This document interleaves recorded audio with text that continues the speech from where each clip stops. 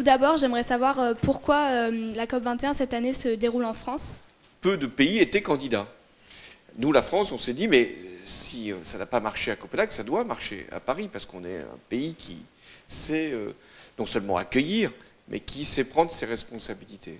Et puis maintenant arrive le plus difficile. On ne peut pas faire un accord tout seul. C'est ça qu'on apprend finalement assez vite, hein, y compris à l'école, au collège, c'est que tout seul, on ne peut pas y arriver. Donc il faut l'accord de tous les autres pour qu'on puisse avoir un succès à Paris.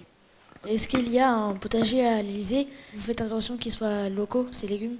Alors le jardinier responsable du jardin de l'Élysée a commencé à mettre un peu partout des potagers. Et donc on cultive là, nos tomates que l'on sert ensuite aux invités. Et il n'y a pas que des tomates, il y a l'ensemble des légumes qui maintenant sont, pas en totalité, mais en partie, faits à l'Élysée. Et on a même installé une ruche à l'Élysée.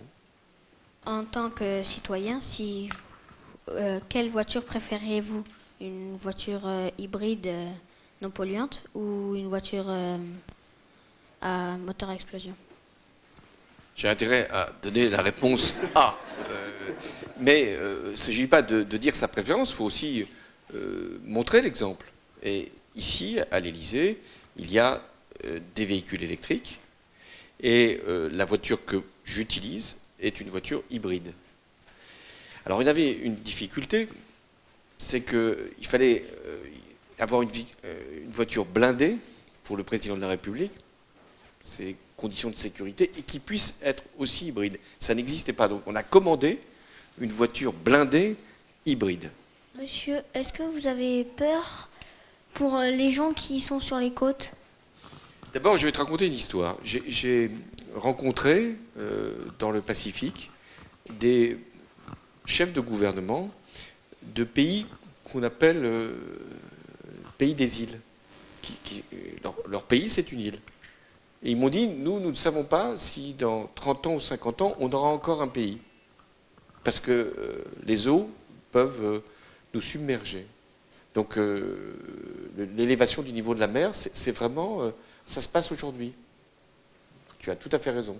Est-ce qu'il y aurait une proposition sur laquelle vous auriez envie aujourd'hui, devant ces enfants, qui sont un peu les porte-parole de la première génération du XXIe siècle, est-ce qu'il y a une proposition sur laquelle vous auriez envie de vous engager aujourd'hui devant eux?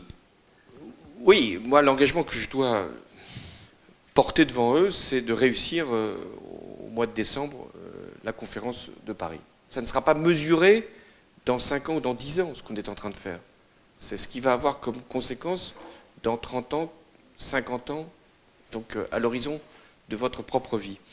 Donc c'est à vous aussi, citoyens, jeunes citoyens, d'en faire également la vérification. Finalement, toute notre vie, on est évalué. Ça commence à l'école, ça finit même comme président de la République. Donc c'est possible, on est évalué. Et vous aussi, comme citoyen, il faut que vous évaluez ce qui se fait ou ce qui ne se fait pas.